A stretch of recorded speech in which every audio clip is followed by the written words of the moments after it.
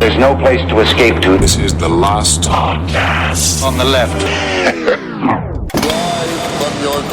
That's when the cannibalism started. What was that?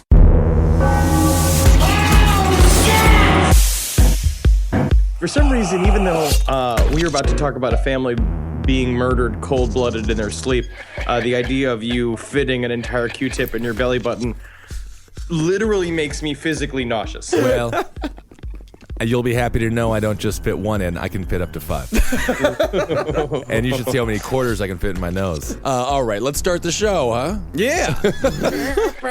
Planning his vengeance.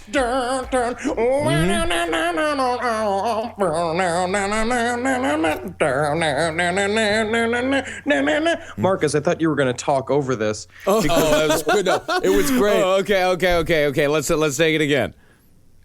Planning his vengeance. Today on Last Podcast on the Left, it's the story of Ronald Butch DeFeo. That's because the Butch DeFeo storyline reminds me of the song Iron Man, and then I was informed by Marcus before that because I was like, oh, let's play Iron Man. And he's like, we will be ripped from the sound waves so fast by whatever gigantic corporate entity owns that song. Sharon Osbourne owns it. You piss off Sharon, we've just pissed off the whole world. Oh my God, I don't want to piss off Sharon Osbourne. Definitely. I'm calling Sharon Osbourne out right now. If she wants to go, I'm willing to physically fight her for the fight all of Black Sabbath's discography. Oh. Well, all right. Well, we're on Amityville Part 2. And the last episode, the first episode, we went through the official story, the accepted story as far as the DeFeo murders and the actual haunting goes, and we told you at the end of the episode. On this one, we're going to tell you why all of that is bullshit. Specifically, the haunting is bullshit, but the Butch DeFeo murders are pretty suspect as well. Okay. Can we start with one thing? Because I actually wanted to talk with you about this, Marcus. Do you believe in ghosts? I believe in something. I mean, I don't know if it's ghost. Skirting around the issue. What I'm looking for is black and white. All right, you're shooting for grays. Yeah. I farted myself awake yesterday. So that was kind of a haunting. That's just making sure that you stay alone. Oh, okay. Oh, I see. It's kind of a different situation there.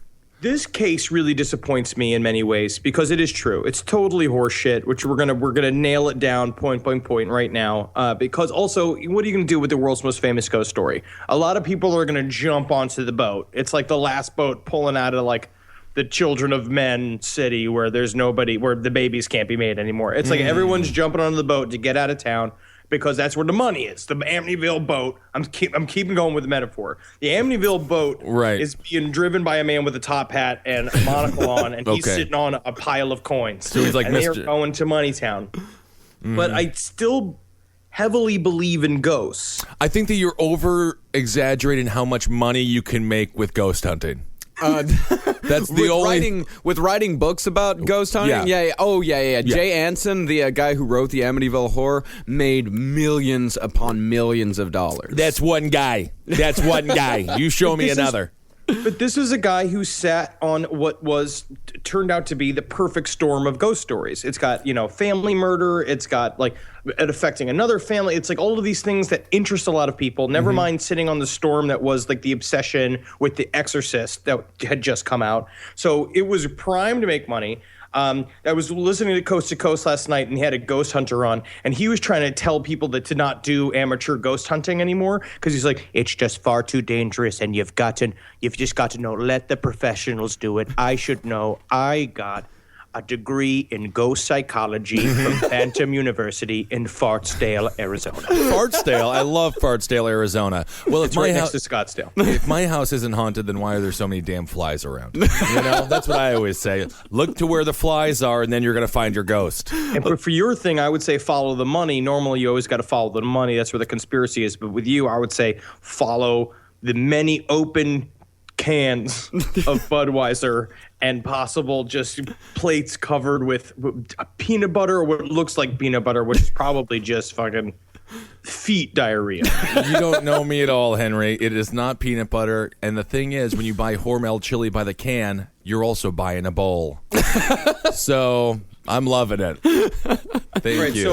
So Amityville. Yeah, the DeFeos. So the DeFeo murders, what the accepted story is, or at least if you go with the haunting story, is that there was a demon that came to Ronnie after he watched Castle Keep on TV and told him to kill his entire family. That the Warren said that there was a demon that affected everybody who entered the house differently. And Professor Dr. Hans Holzer was super excited because he rode that horse. And nothing made him more happy than seeing a ghost freely on the back of a free ghost horse. It's ghost mane weaving in a ghost wind. I like to see it. I hate a real horse. Oh, real horses are terrible. Terrible, horrifying creatures are big, 6 feet tall. I need a step stool to get on it. Take a car, I said to my Professor Doctor friends, of which there are only 3. Ooh, well, that's a lot of friends, actually. Rick Osuna, author of a book called The Night the DeFeos Died, he said in a meeting that he had with Butch on November 30th in 2000 that Butch confessed to the murders, but he confessed to doing them alongside his sister, Dawn. Cool. Now, how old is the sister, Dawn? She was 18. Oh. Yeah. So unofficially, it points towards some sort of conspiracy. So first of all, let's go through these certain facts here. We said on the last episode that nobody woke up, saying how creepy it was that nobody woke up during all this. There were 9 shots, but no victims made any attempt to escape, which suggests much more likely, instead of, ghosts controlling the sound waves, suggest a coordinated attack by more than one person. And we've got some footage from Mr. DeFeo right now talking about this exact conspiracy. Ooh, exciting. Could one person go through the house and kill 6 people the way they think they were killed? The way they, excuse me, let me correct myself. The way they said they were killed. You show me how right now. Well, again, I'm asking the questions. I'm just giving you an opportunity. You're asking a question, and I'm coming back at you with an answer. No, but I'm not stating my belief in anything. I'm just asking you. I'm not saying you believe in anything. I'm coming back with you with an answer. I don't know. It's impossible. You're in a no-win situation. You and society. And I'm going to tell you what. You and everybody else is scared. And you know what you're all afraid of? You know I did this with other people, and you're all afraid to deal with reality, because that's reality, not the coming out of your mouth. But your explanation is that the other person was Dawn. I wasn't there, and you're never going to get me to change that. So it could have been someone else. Why would somebody else want to do that? Right. I'm just tired of you intelligent people like yourself, with all the years of college you got, not sitting down in the lab examining and looking. How the could DeFeo done all that by himself? What he's giving us are multiple... Oh, my God. It's completely reasonable, and you gotta listen to me, all right? Hey, listen. Yeah. I went out and I had to get 9 cannolis shaped in a pyramid because it was my sister's cousin's Annalisa's birthday party 2 days from then, right? So I leave. Yeah. I killed my father. But who knows? Yeah, it could have been my sister Dawn. I don't know. It could have been... I could have swore I saw a little leprechaun head. I never been to that house. It could have been a goddamn leprechaun. I don't know. 2 little wooden shoes. And that leprechaun was so scared by my own goddamn sister. And I was like, goddamn it, Dawn, you scared a leprechaun? Because the thing is, you catch a fucking leprechaun, right? You could shake a gold out of it. And I was like, you fucking just let him kill all brothers and sisters. All brothers and sisters. All right, let's just wrap up the interview. This is going absolutely nowhere. I love it. Well, the story that he put forth, that Butch DeFeo put forth, he wrote in a letter, he said it was cold-blooded murder, period. No ghosts, no demons, just 3 people in which I was once. So But you're also looking at this was during the trial. Again, you remember he was trying to be ruled innocent by reason of insanity. Right. Yeah. And so part of his strategy, where Butch thought he was a genius, was that I'll tell them 9 different stories. And so he started with the one story where he did it, and then he included Dawn, and then because the story that he said here was that Dawn convinced Butch to do it while they were fucking getting wasted in the basement watching Castle Keep because their parents wouldn't let Dawn move with her boyfriend to Florida. yeah. Oh, Which always is the most Long Island of excuses to kill your parents. If you have a daughter and her name is Dawn and she's 18 and she wants to move to Florida, let her go. Yeah. She's a Florida girl. All women named Dawn belong in Florida. Beautiful, beautiful, luxurious Florida. Oh, yeah. So Dawn supposedly convinced both Butch and a friend of theirs to commit the murders. Can you imagine being the poor Sally for DeFeo? Yeah, like every morning, every day, 24/7, you've got to listen to that voice. That would be the worst situation. I would hang myself with the first shoelace I saw. That guy's like first parole hearing where he's just like, I just want to say, I know when I entered into this prison, I was a hardened murderer.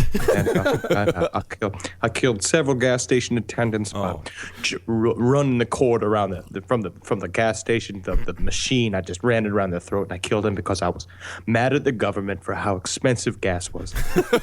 But now spending 6 months with Butch DeFeo in that cell, I've become a priest. So the murder Paroled. So the murder plan was only supposed to be the parents. That's all it was supposed to be. Right. But after the double murder, the friend ran out. And Butch, he was gone. Butch said that he went out looking for the friend, and while he was gone, Dawn, trying to eliminate all possible witnesses, shot the kids in their beds. Okay, so I was under the impression it was a situation where they all went to individual rooms and said, count of 3, we'll all shoot our guns off, and they do it all at once. Well, that's one of the stories. Okay. I mean, like Henry said, there's 9 different stories going on here. Okay. Another thing, but then what happened is in his most recent interview, which we heard that clip from, First Person Killers on the Bio Network, which you know how reputable that is. It's a whole network based on biographies. Biographies, yep. He says that he just left, that there was no third person. He said what he said that he left because he couldn't handle what just happened with his parents, and then he left and then came back and Dawn had went nuts, and then he went to go get the gun from Dawn, and then in the struggle he shoots her in the head. Yeah. Oh, and doesn't that happen all the time? Typical family tragedy. You leave the house, your sister goes, shoots up the whole family, and you got to pop her in the head. Oh, man. Well, there's also a DEA angle in this entire thing, because it is also said that it's possible that the DeFeos, that Ronnie DeFeo, Big Ron, was involved in possible some mob business here and there. Well, the grandfather definitely was. Yeah, the grandfather definitely was. We can say they all were, right?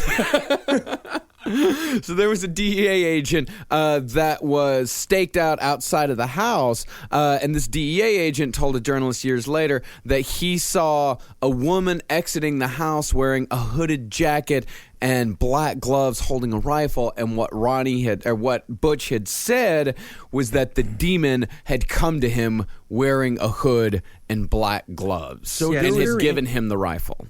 There was a member of law enforcement outside of the house during the shootings? Supposedly. We could argue this man isn't a hero? Is that correct? Well, he was a DEA agent. He couldn't fucking blow his cover. I mean, absolutely. He's fucking 6 months deep into a story. You can't stop a drug bust just because some guy kills his whole family. I mean, I just feel like that would be one of the times where maybe you could break character and try to save some lives. He's gathering evidence. Oh, I without see. Impartiality. It's like a documentary maker. That's what cops are like. You watch something going on, and you just need to commemorate it for history. Right. You don't stop it. Yes, that's very true. Some say that the two, Dawn and Butch, some say that they were involved in an incestuous relationship. Okay. Oh, yeah. Brother and sister sliding into one each other, just planning some sweet, sick murder.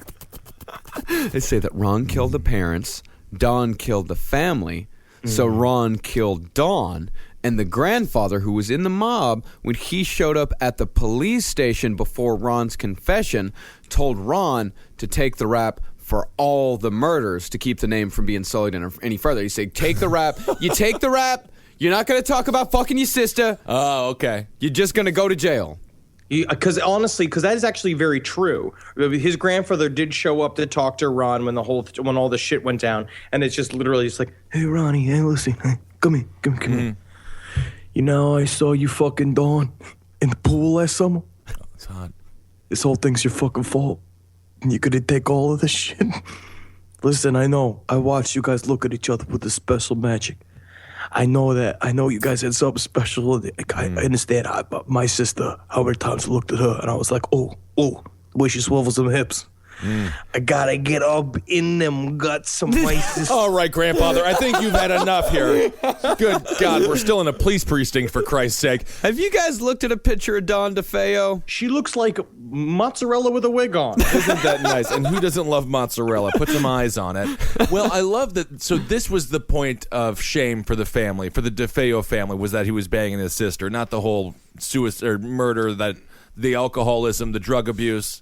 I think it would have been way worse if it was a point of pride for the family. I don't know. At this point, it's the least offensive thing that they could have done, I think.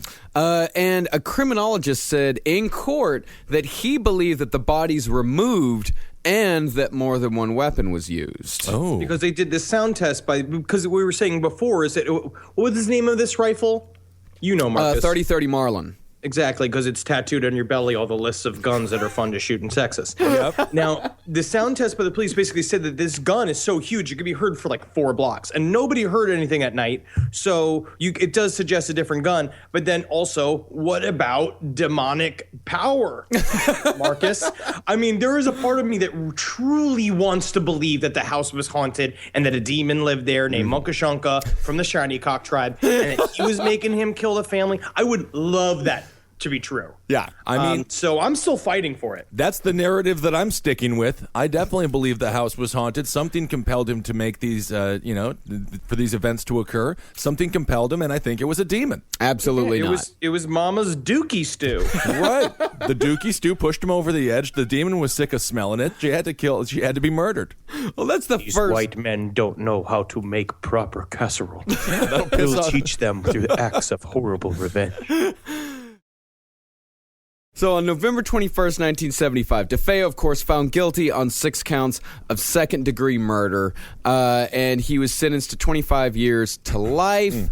So that part of the story is pretty much wrapped up. I mean, I wouldn't necessarily say that's a hoax, but there are definitely a lot of... That's where the seeds of demons were planted. Okay. And I'll also put it this way, where jail did great for Eddie Gein, where he gained weight and looked super, healthy and shit, Ronald DeFeo looks like a rat now. Oh, he looks terrible. Probably getting better food. But in Ed Gein's situation, he went to an institution, which is where DeFeo wanted to go. Yeah. Everyone wants to go to an institution. Right. No one wants to go to the penitentiary. Right. Every day I ask to be placed into an institution. I would love to be taken care of. And that would be so great because a nurse is like a mommy girlfriend. And then she also goes. And if you do your job right, you maybe get a little tug out of her. Maybe. I don't know if it's like a Asian massage parlor there, Henry. I think you're thinking of different institutions. To get a hand job? I don't know. I think they mostly force feed drugs down your throat when you want to stay awake. Yeah, but it's 8 p.m., so it's bedtime. But that's what I was looking forward to cancer, because I thought that if you're in hospice, every nurse is kind of a prostitute. Man, you just have a different idea of medicine, huh? I better start changing the way I'm living my life. So the seeds of the demon house of Amityville have already been planted. They've been planted by Ronnie DeFeo. They've been planted by Ronnie Butch DeFeo in his defense.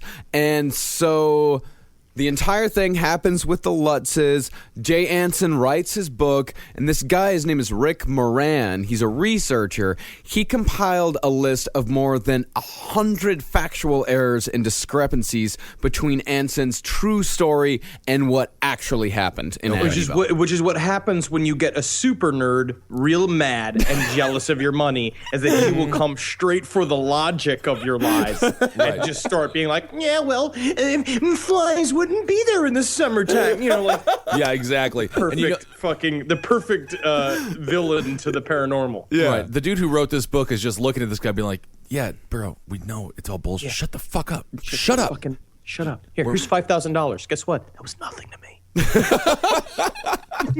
Yeah. Who's fact checking the ghost hunting book?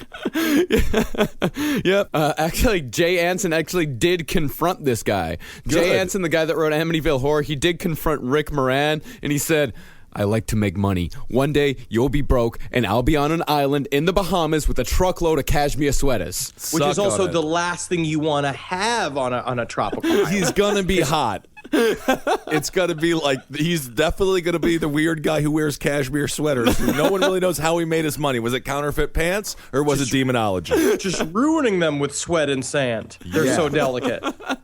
Those are literally, he just put together two things in his head that he thinks are fancy. Island and sweaters. These fucking Long Island bastards. So stupid. I'm gonna be out there on my tropical island. Don't you worry about it. I'm gonna get a hot tub, and I'm gonna put my own hot tub in there. Cause you know what? I hate how the ocean's cold. That does sound like fun. So let's just go through all of the shit that these people talked. First of all, the infamous priest, Father Pecoraro, the get out. Get out. Yeah. Get out. You're a bitch. Get out of here. Quit looking at me. I'm not ready yet. It's bad luck. It's bad luck to look at somebody before he's ready to go out. He's naughty. Actually, stay. So Pecoraro, he confirmed the claims on the TV show In Search Of, hosted Which if by... you haven't seen, do. Yes. Go look up all of In Search Of. They are great. It is great. Early 80s, like schlocky paranormal documentary style show. They have a lot of fun information. The Amityville one in particular is very fun because it shows a priest just, like backlit because he doesn't want to be named by names. And so it's him just going like, yeah, I've seen a lot of shit in my time as a priest. These little boys waggling their butts around. Just breaks a man. Are you admitting to being a pedophile or? No. I am admitting to watching them, though. Right. Well, let's just get to the demon stuff, please. I see demons. Every time I look in the mirror, it's hard to be a priest. So Father Pecoraro, he said on In Search Of, he told Leonard Nimoy, yes, all of this stuff is true. But in an affidavit while he was under oath, he said that he never even visited the house. If you lie to Leonard Nimoy, you should be shot in the head. Are you telling me a court of law and affidavit compelled him to tell the truth, but Leonard couldn't? No. That's Leonard Nimoy, the Spock? Yes. Rest in peace. Leonard should have killed him right there on the spot. He said that this priest said he only talked to the Lutzes on the phone. But he did say, he's like, the thing is, I was on that phone, the whole time on the phone, I heard like another line pick up, and a ghost was like, hey, I'm a ghost gay. Get out there. No, I mean, yeah. Actually, if you could get off the phone, I'm waiting for a call. So, all right, bye. Then you go back to talking to the person. It's like, hey, ghost, he sure knew how to interrupt a really nice conversation. 2016 summer coming phone ghost to a line near you. So the people who own the house after the Lutzes, Jim and Barbara Cromartie, said that none of the damage that the Lutzes claimed, including the broken locks and hinges, actually occurred, and that all of the various hardware in the house appeared original. So they said that all of these doors slammed open. They said that all of these cabinets just kept banging, and all this shit was ripped off of the hinges. The Cromartie said that no, everything was in perfect working order, and this stuff, appeared to be well worn. None of it appeared to be newly replaced. Well, is it possible that the demon picked up after itself? Could that occur? I don't believe so. So the claim made by Professor Dr. Hans Holzer that the entire thing was built on an Indian burial ground was refuted by members of the Shinnecock tribe. Shinnecock. Shinnecock. Shinnecock? Was that the job that they did? Oh, God. Don't start this because we're going to get letters when we start talking about how the Shinnecock tribe invented the blowjob. It's not Shinnecock. It's Shinnecock. It's Shinnecock. I looked it up and I even heard an actual pronunciation. Shinnecock. Correct. Yes. And because there is the Shinnecock tribe, and then there is the Shiny Cock tribe. Right. The Shiny Cock tribe, they started in Vegas. And, were their cocks just blinding in the light. Yeah, wonderful stage show. One of the best I've ever seen. Really powerful. Yeah, it says in the book that the Shinnecock tribe used the site of the house hundreds of years earlier as a place to dump their mentally ill and dying. Well, Moran explained that experts told him that the tribe mentioned was not from the Amityville area at all, and actually they inhabited the eastern tip of Long Island, 70 miles away. So even if there was a burial ground or something like that, the Shinnecock tribe's chief, Straight Arrow Cooper, said, "That doesn't mean we will go into somebody's body and capture their soul and control in a very negative way. That's just not us." But they could. I love that he's like, yes, we could, of course. We could go possess any sort of dumb Italian family, but we would not do that. We would not do that. That's not our style. We're more of a, we will ask you to get out, but also sometimes, we just bring corn. It's a thing that it's a bad habit we have. We just keep giving white people food, and we should stop. We should we should start doing that and inhabiting them and killing their families. Yeah, you're just feeding the beast. You're giving it energy to kill you. Well, as far as the demonic pig goes, remember the little girl had a demonic pig friend named Jody that looked into her bedroom at night.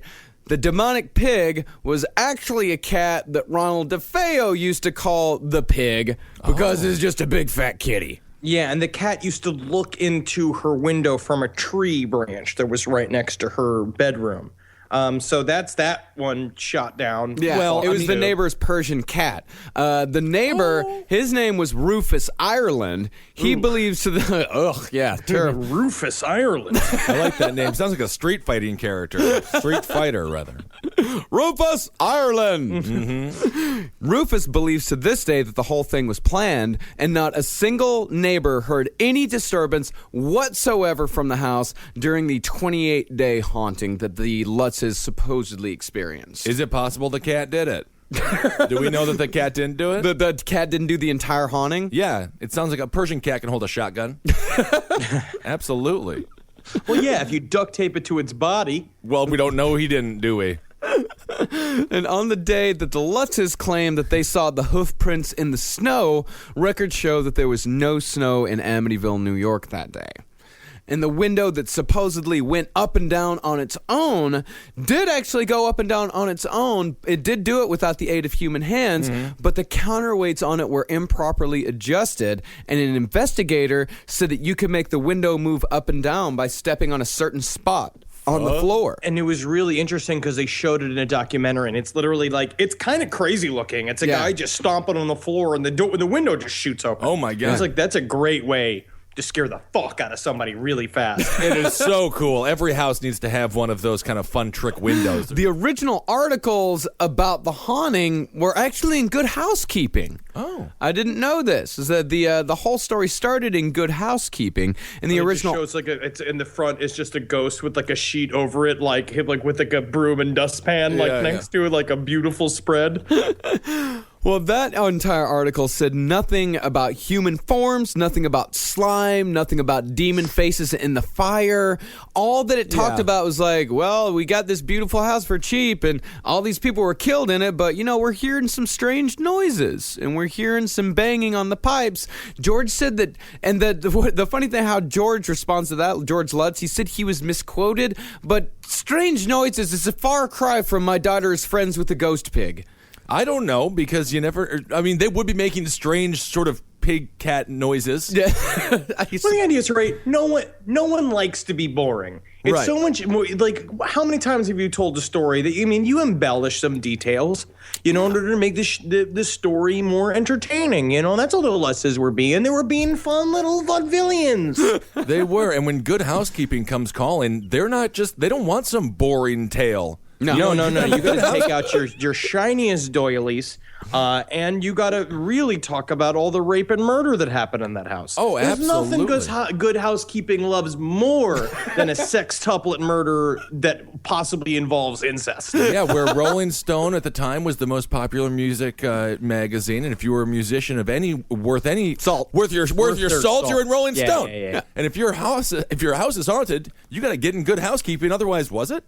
Well, now you may ask yourself the question, like, okay, the Lutzes, they were just, this regular Long Island family. How did it get from them having this hoax haunting to writing a book? Right. How did it get from the actual, the hoax haunting to the book, The Amityville Horror, and eventually all of the movies that came afterwards? Well, supposedly the story is that the Lutzes contacted Butch DeFeo's lawyer, William Weber, because they felt sorry for Butch and thought that maybe the haunting had something to do with these sextuple murders. That to me makes no sense whatsoever. This is the part of the story that I don't understand. That I don't know how they got together, but they definitely did.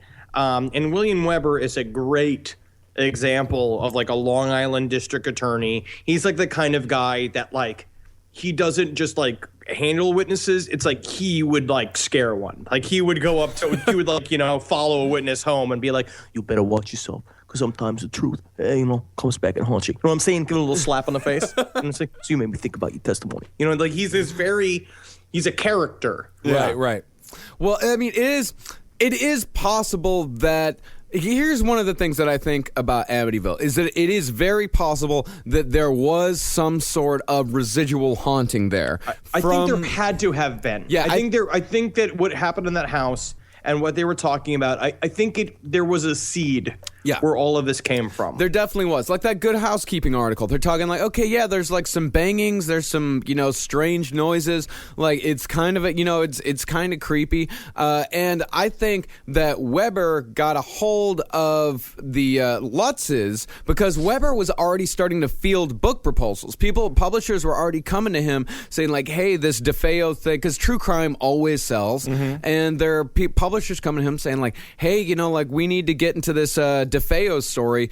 And Weber starts hearing about oh shit, the house that they used to live in, there's some kind of a haunting going on here. He gets together with the Lutzes, and DeFeo and Weber actually said in 1979 he said that he visited the Lutzes 9 or 10 times, and they stayed up until 3 a.m. getting fucking wasted on wine and concocting the story that would eventually become the Amityville Horror. That's a Which fun is actually night, it's a very, very smart move. He saw 20 steps ahead, and he was like, "We can put together this fucking." It's you guys had a little bit of a ghost. Let's say how many ghosts, right? Yeah, you say 1, huh? But let's see, maybe 25, right? Now that's selling books. That's moving units. And so he starts to understand you tie a family murder in with a haunting, that is just money. Everyone's going to flip out for it. Yeah, it brings it to that next level. It gives it a final exclamation point on the story, that's for sure. Yeah, and he also, in his kind of defense, he also wanted to kind of use this stuff in his trial with Butch DeFeo. He wanted to try, not necessarily use the paranormal stuff, but he wanted the whole Amityville thing to be in the public consciousness when he started going for DeFeo for his appeals and things like that. Did they bring up the demons in the courtroom? I don't think they ever brought up the demons in the courtroom. You got to bring up the demons in front of the judge. You got to do that. Well, he did tell the story of the hooded demon with black hands on the stand. That was one of his stories. They tried. They really tried, but the problem is that Butch was too dumb to be crazy. Yeah, isn't that sad? Yeah. And what Weber did that was actually kind of genius was he brought crime scene photos from the DeFeo murders over to the Lutz house and showed them okay, here is Don's room. And you can see in Don's room, you can see in the crime scene photos that there are a lot of flies around. And the reason why there are a lot of flies around is because the bodies were left in a Long Island household, in a sealed Long Island house for 48 hours. Of course there are going to be fucking flies everywhere. I thought you were going to say they were left in the fly room, like most Long Island houses. Most Long Island houses have that. the fly digesting room. Right, Absolutely, right, of course, yeah. the cocoon room. But you know what else is? But the Lutzes, the way he played it out is that the Lutzes would look at these pictures, and Weber would be like, "You see these flies? You remember seeing any flies?" And the Lutzes, now fucking hammered, are like, "Yeah, there were a lot of flies, right? Right. There were a lot of flies." And so they started building the story up. And the other one was that they saw these. He showed them the picture of where they had fingerprinted dusted the door leading into one of the kids' bedrooms. And Lutz looked at it and he's like, "Green slime. Man, that's some crazy green slime. We should have seen that. I bet." Did you remember seeing green slime? And then all of a sudden, Miss Lutz is just like, "Yeah, of course it did. Yeah, green slime, yeah." And they started building it again. Yeah, exactly. Right. And it doesn't help. I mean, I'm sure he came with a bunch of flies in his pocket, and he had green slime in his back pocket. He was just rubbing everything everywhere. Thank God I keep all those frogs in the house. That's the only way to get rid of flies. Well, at one point, there was a split between the Lutzes and Weber, the lawyer, because Weber wanted to give portions of the book proceeds to Butch DeFeo. And the Lutzes, they decided to not work with Weber, and they hooked up with Jay Anson on their own, which proved to be a bad idea because Jay Anson made fucking millions on this book, millions upon millions, and the movie deals after that and all that. The Lutzes, they got about $300,000 from both the book and the movie. And Jay Anson, he as much admitted to the screenwriter of the movie that most of it was made up. He said it's up to the reader to decide what's true. Him and Oliver Stone. But then there was an even more nefarious a little bit more of a nefarious angle, that it wasn't even a moral choice. It was the fact that basically they had met with Weber, and what they did was they got really drunk and they created this story, and then they sort of conveniently forgot that Weber existed. And then what Weber tried to do was horn in and try to get 5%, like send them a contract being like, "And if you want, I can handle your book deals for 5% of the contract." The Lutzes, in one storyline, the Lutzes say to him like, "We don't actually, no, thank you. We don't want to, we don't want to give you money. We don't want to take money from this." And then turned around and we're like, "We don't have to give a percentage to anybody. Like, we can just do this all on our own and make all this money just for our pockets." The finances of this this is the most horrific part of the whole episode, of the whole two-parter. If I hear the word 5% ever again, I'm done. I'm done with the whole thing. So they're all just a bunch of lying schmucks. Oh, yeah. All of them. Yeah, they're all line schmucks. Jay Anson, like he said, he had that great line about the cashmere sweaters, the truckload, and the Bahamas and all that. They just, all of them. But the Lutzes, to their credit, they stuck to their story until the day they died. They both died. They both said that they saw shit, which makes me believe they did see things. I think that there was some sort of activity going on in the house. It just wasn't all the trumped up horseshit, because even Lutzes, you watch them get a little contrite when the movie comes out, because they were talking about how, like, there was an interview with George Lutz where he was just like, when the fly scene came out in the original movie, where the priest is assaulted by the flies. Yeah, that's my favorite scene. It's a great scene. Awesome. I will say, he acted like those flies were a lot stronger than flies are. Yes. Yes. He was instinctively, they're just flies. Come on.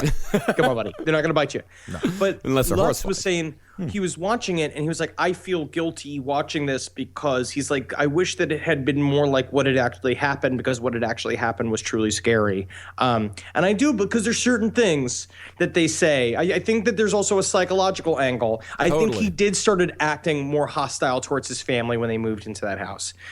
Right. I mean, and once you open up your mind door to the idea that your residence is haunted, I think you're going to start seeing things a lot more. You're just going to be more aware of your surroundings. Yeah. I mean, I'll say that something was going on there, but it is nowhere near as intense as, like, I think something did go on there that disturbed this family. Yeah. But I also do think that they trumped it up for financial gain.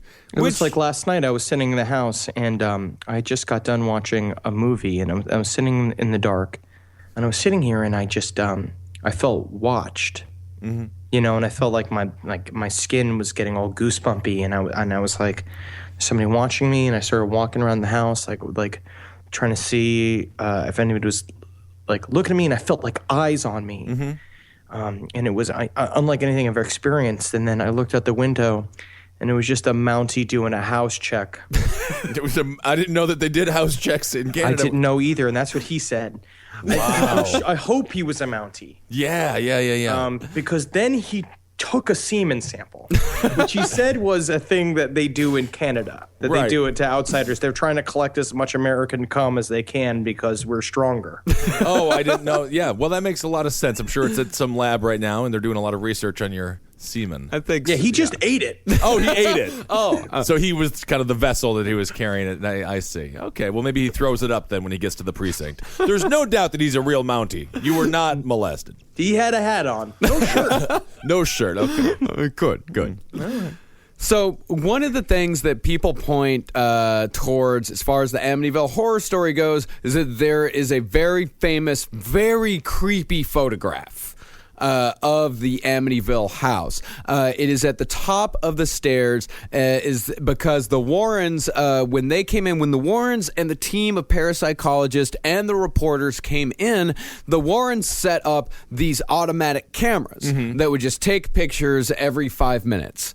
And these photographs sat in a file at the Warrens' house for years and years and years until this secretary was looking through them. They were going back through the Amityville case. She was going back through them, and she said that every time she came to a certain photograph, the secretary was pregnant. She said every time she came to a certain photograph, the baby would kick. Like every time, she said the baby would kick. It's going to be a little demonologist. The instincts are good. Oh, wow. And so she brought out the photo and she looked at it very closely, and you can see, it is very clear, it is not an optical illusion. You can see a face in the back, like kind of in the background. It's pretty haunting. Like you look at it, it's a really scary little picture because it looks like a little boy and he's got his middle finger up. Oh. Which is really weird. Well. And his eyes are glowing, and it's very, very creepy. But unfortunately for paranormal investigators, the most likely explanation is that the face in the photo belongs to paranormal investigator Paul Bartz. Paul Bartz did it? Yeah, it was every single time. Get out of here, Bartz. They you could see another photo of Paul Bartz that night, and they're wearing the same shirt. It could also be Paul Bartz's nephew, a 10-year-old boy who happened to be tagging along that night. Were they wearing the that same? is quite possible. Well, or it's a ghost. So I do like think this it's quote, a ghost. though. I like this quote a lot. Yeah, this is from Paul Bartz. The image in the photo you mentioned does resemble me, and I know that Ed, now deceased, and Lorraine went on record, including national television, stating it was a ghost. And because I have great respect and admiration for them, I will say no more on the issue, and I will allow the legend of the most haunted house in America to continue.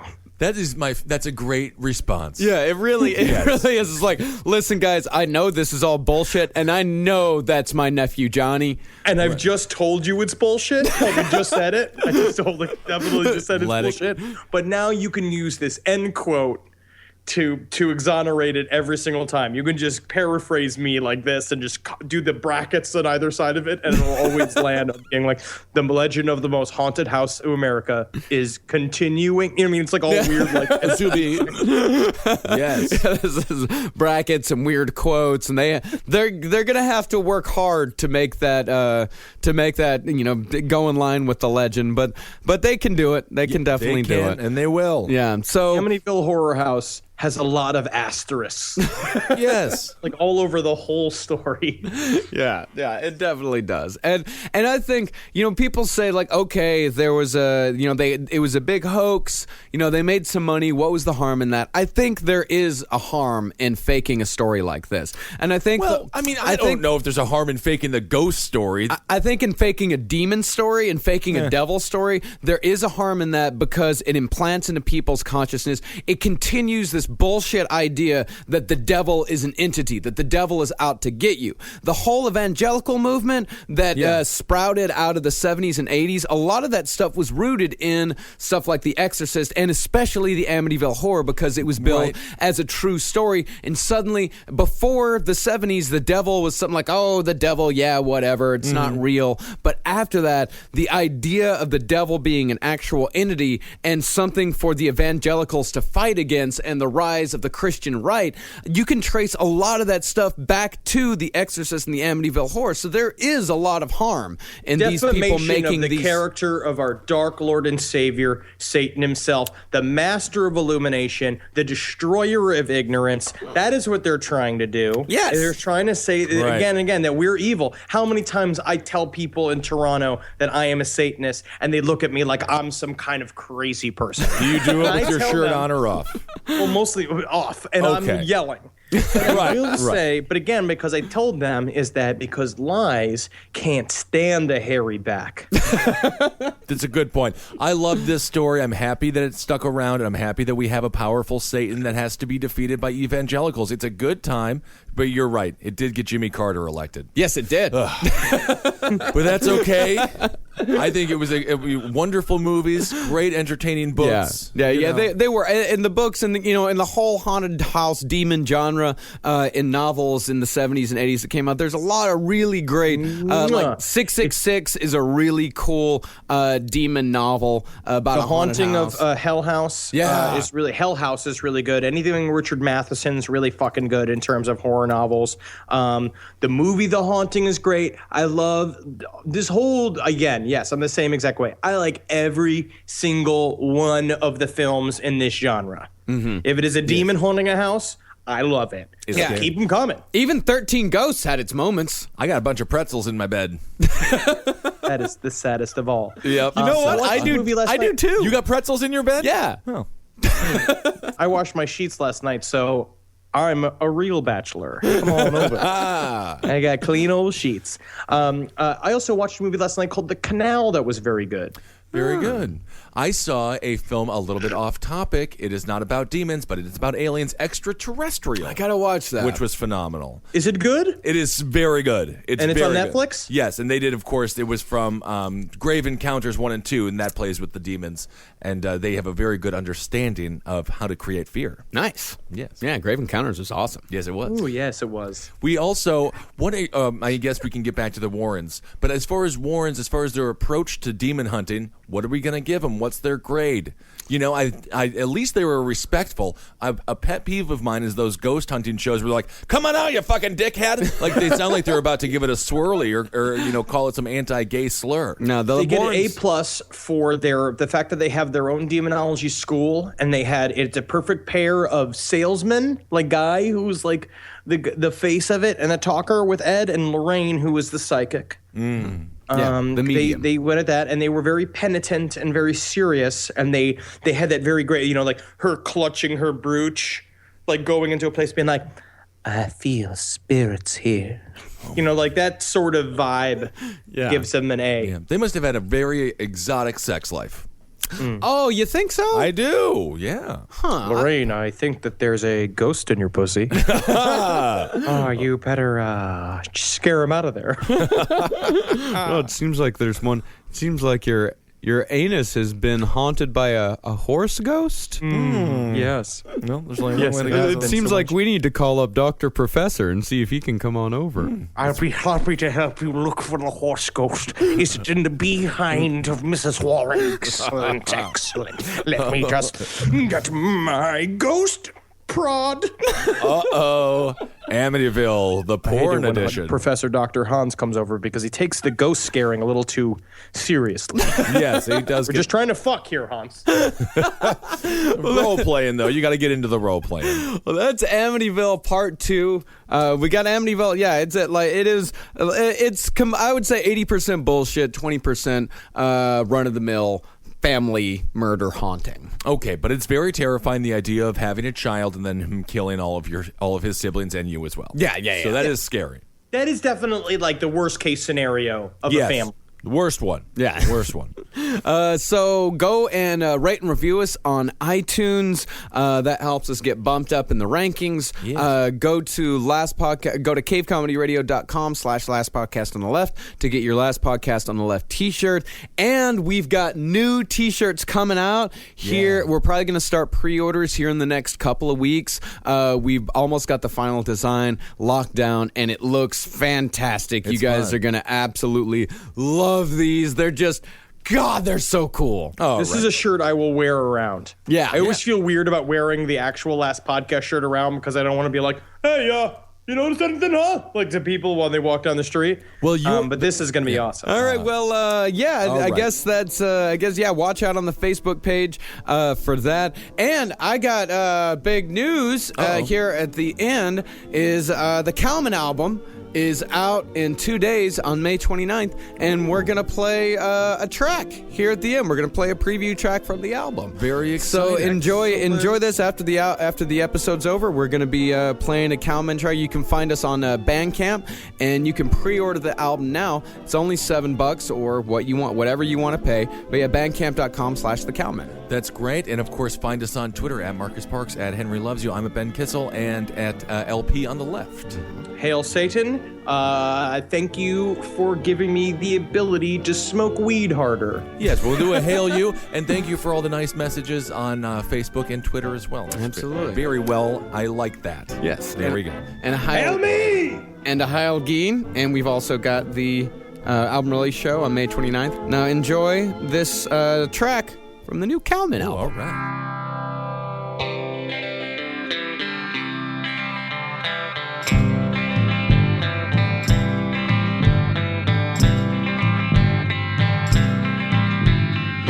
Drink white lightning when the clouds are right, but them goddamn coyotes won't leave me alone.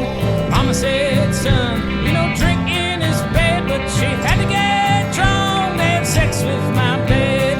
Lifting he loves to be his wife. Thank Christ he married old granddad on ice. Mr. Bartender, don't be so slow. I got time for another and a six-pack to go. If drinking's a sin, the devil's my friend. So give me a shot and what's left of the gin. If drinking's a sin, the devil's my friend. So give me a shot and what's left of the gin. Oh, give me a shot and what's left of the gin. I built my house out of beer bottles, but I drank too much bourbon. That's all broken glass. I went to Tucson to see my old letter. She never knew, so I drove back home. I don't need housing and I don't need women. I just need a bottle that I can call them. Give me a bourbon or give me a beer. I'd listen to your story, but I cut off my ear. If drinking's a sin, the devil's my friend. So give me a shot and what's left of the gin. If drinking's a sin, the devil's my friend. So give me a shot and what's left of the gin. Oh, give me a shot and what's left of the gin. And my wife got pregnant with a bottle of schnapps. The nurse and the doctors, they all called the cops. When they got there, we partied till dawn. I named that bottle for Peter and John, and I hang my first drink the age of 3. I picked a bottle from the whiskey tree. I grabbed it, I drank it, I got real drunk. I learned how to ride and I learned how to farm. If drinking's a sin, the